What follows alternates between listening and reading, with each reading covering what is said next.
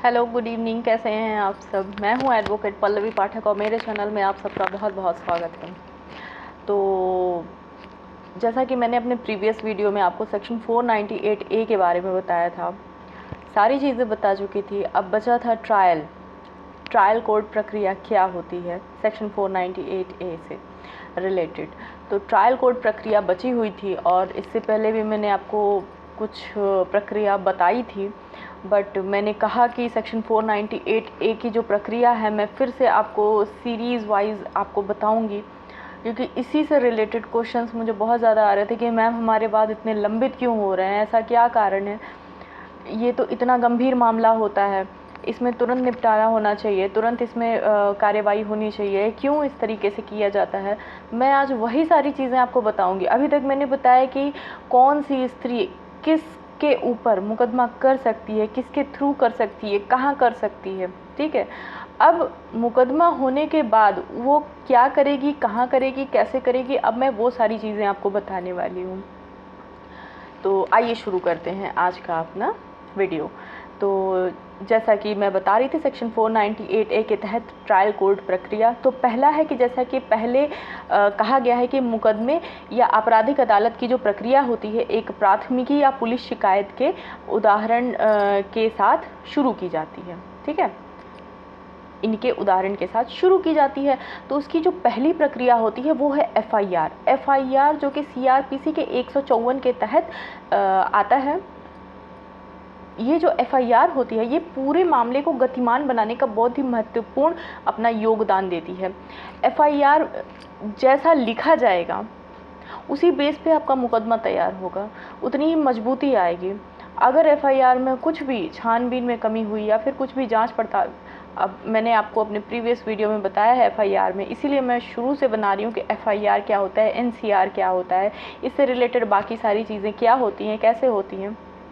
अब यहाँ पे मैं एफआईआर नहीं डिस्क्राइब करूँगी, आप लोग मेरे प्रीवियस वीडियो में जाकर देख सकते हैं।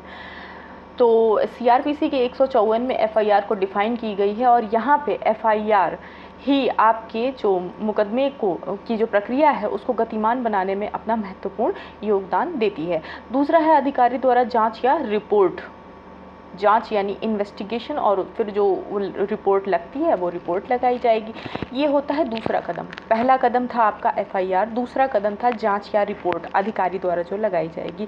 तीसरा जो कदम होता है, अब आप कहेंगे कि तीसरे वाले में थोड़ा सा और मैं इसको डिस्क्राइब करना चाहूँगी यहाँ पे, एक्सक्यूज़ मी।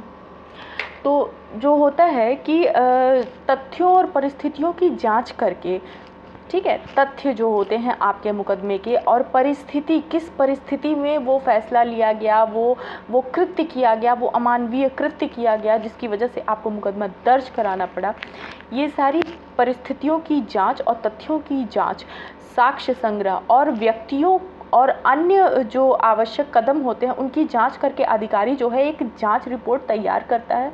वो जांच रिपोर्ट तैयार करने के बाद वो एक पूरा जांच रिपोर्ट तैयार करने के बाद, मतलब जांच करने के बाद एक रिपोर्ट तैयार करता है, ठीक है। ये था दूसरा कदम। पहला कदम एफआईआर, दूसरा कदम उस एफआईआर पे वो अपनी जांच और फिर उसके बाद अपनी रिपोर्ट तैयार करता है। और फिर तीसरा कदम होता है कि मजिस्ट्रेट के समक्ष वो आरोप पत्र दाखिल करता है, ठीक है। मजिस्ट्रेट के समक्ष आरोप पत्र दाखिल किया जाता है। तीसरा होता है कि न्यायालय के समक्ष तर्क और आरोपों का जो निर्धारण किया जाता है, ये सारी प्रक्रियाएं होती हैं। अब उसमें क्या होता है कि जो डेट्स होती हैं, जो डेट्स दी जाती हैं आपके मुकदमे के लिए, जो भी डेट्स दी जाती हैं मजिस्ट्रेट के द्वारा, उन आरोपी पक्षों की, दोनों पक्षों की दलीलों को सुना जाता है जो कि निर्धारित किए गए, और फिर अंत में आरोपों का फ्रेम तैयार किया जाता है उन्हीं सब बेसिस पे। अब इसके बाद जो पांचवा पॉइंट होता है वो होता है कि जब पुलिस मजिस्ट्रेट के समक्ष आरोप पत्र पेश करती है तो उसका दाखिला किया जाता है, ठीक, उस आरोप पत्र का दाखिला किया जाता है। अब छठवां जो पॉइंट होता है वो होता है कि न्यायालय के समक्ष तर्क और आरोपों का जो निर्धारण होता है वो किया जाता है। ये सभी प्रक्रियाएं ऐसे ही चलती हैं सेक्शन 498A के मामले में, इससे ना आगे ना पीछे कुछ होता है। ये जितने भी पॉइंट मैं आपको बता रही हूँ इसी के बेस पे ये सारी चीज़ें होती हैं, ठीक है।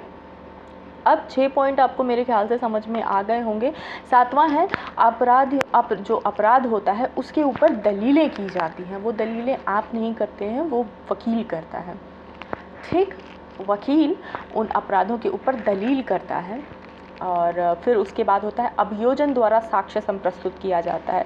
अब अभियोजन पक्ष कौन होता है? जिसके ऊपर आरोप लगाया गया है। अब उसकी बारी होती है कि वो साक्ष्य संप्रस्तुत करे, वो साक्ष्य दिखाए मजिस्ट्रेट को, कोर्ट में अपने साक्ष्य को दिखाएं। अब अभियुक्त का जो वकील होता है उसके द्वारा गवाहों की जो जिरा होती है, वो सारी चीज़ें, प्रक्रियाएं अब इसके बाद शुरू की जाती हैं। इसके बाद शुरू होता है कि 10वां पॉइंट है कि अभियुक्त के पास अगर कोई सबूत है, अभियुक्त के पास मतलब जिसके ऊपर आरोप लगाया गया है उसके पास अगर कोई सबूत है तो बचाव में उसको अवसर दिया जाता है कि हाँ, आपके बचाव के लिए इतना अवसर आपको दिया जा रहा है। अगर आप इससे आपने आपको बेगुनाह साबित करने के लिए कुछ और सबूत या गवाह पेश कर सकते हैं तो आपको इतना समय दिया जाता है। तो इसी तरह से जो डेट्स होती हैं वो थोड़ी सी लंबित हो जाती हैं और डेट्स आगे की देने की वजह से 3 महीने, 4 महीने, 6 महीने, 8 महीने, 10 महीने, 1 साल, 2 साल, किसी का तो 8-9 साल भी चलता है। लेकिन ज़्यादातर कोशिश की जाती है कि इन मामलों को जल्दी से जल्दी निपटा दिया जाए। तो अब इतना आपको समझ में आया, मेरे ख्याल से आ गया होगा। तो अभियोजन द्वारा जब गवाहों की जिरह हो जाती है तो इसके बाद साक्ष्य का निष्कर्ष निकाला जाता है। निष्कर्ष मेरे ख्याल से आप लोग समझ ही रहे होंगे। अब जब साक्ष्यों का निष्कर्ष निकल जाता है तो अब इसके बाद की क्या प्रक्रिया? इसके बाद है कि जो मौखिक होता है उसका अंतिम तर्क, मौखिक साक्ष्यों के ऊपर दलीलें होती हैं जिसको हम अंतिम तर्क भी कह सकते हैं कि भैया देखो, दोनों पक्ष लोग अब अपनी अपनी बात रख दीजिए, ये अंतिम तर्क हो रहा है, अंतिम बात हो रही है। इसके बाद फिर हो सकता है कि आदेश भी आ सकता है, लेकिन अभी नहीं आता है।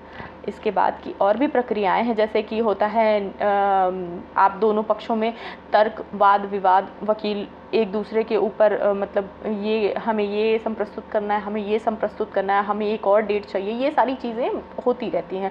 इसके बाद न्यायालय अपना निर्णय सुनाता है। अंतिम तर्क के बाद न्यायालय जब अपना निर्णय सुना देता है तो निर्णय 2 तरीके से हो सकते हैं, या तो वो एक्टिकल हो सकता है या कन्वेंशनली हो सकता है। अब एक्टिकल और कन्वेंशनली क्या होता है इसको मैं आपको और सरल भाषा में बताने वाली हूँ। अब एक्टिकल जो होता है, या तो दोषी आरोपी सिद्ध हो जाएगा या तो दोषी बाइज्जत बरी हो जाएगा। सिद्ध हो गया तो उस हिसाब से अभी आगे बताऊंगी उसके बारे में। अब यहाँ पे मैं एक्टिकल और कन्वेंशनली बता रही हूँ कि अगर दोष एक्टिकल, या तो आपका जो ऑर्डर होता है वो एक्टिकल में लिखा जाता है या तो कन्वेंशनल में लिखा जाएगा, या तो उसे दोषी करार दिया जाएगा या बाइज्जत बरी कर दिया जाएगा। अब दोषी ठहराया गया तो सज़ा की मात्रा पर सुनवाई होगी दोषी ठहराने के बाद। उसके बाद आप चाहें तो उच्च न्यायालय में, अगर आप अभियोजन पक्ष, ठीक है, अभियोजन या अभियुक्त हैं तो आप हाई कोर्ट में या उच्च न्यायालय में अपनी दलील भी पेश मतलब अपील कर सकते हैं। सॉरी, दलील बोल दिया मैंने, आप अपील कर सकते हैं। तो ये था एक छोटा सा प्रोसीजर कहने को, लेकिन महीनों लग जाते हैं निर्णय आने में। मुझे लगता है कि मैं बहुत ही सिंपल और सरल भाषा में आपको समझाने में सक्षम हुई हूँ। अगर कोई भी पॉइंट आपको जो भी मैंने बताया है समझ में ना आया हो तो प्लीज़ मुझे कॉल करके आप पूछ सकते हैं। मैं संडे को आपसे बात कर पाऊँगी सुबह 10 बजे से लेकर शाम को 5 बजे के बीच में। अनदर टाइम मैं नहीं बात कर पाऊँगी बिकॉज़ मैं बिज़ी रहती हूँ। अगर कोई भी क्वेरी हो, कोई भी बात करना चाहें आप, तो आप मुझे मेरे डिस्क्रिप्शन बॉक्स में दिए हुए नंबर पे कॉल करके बात कर सकते हैं।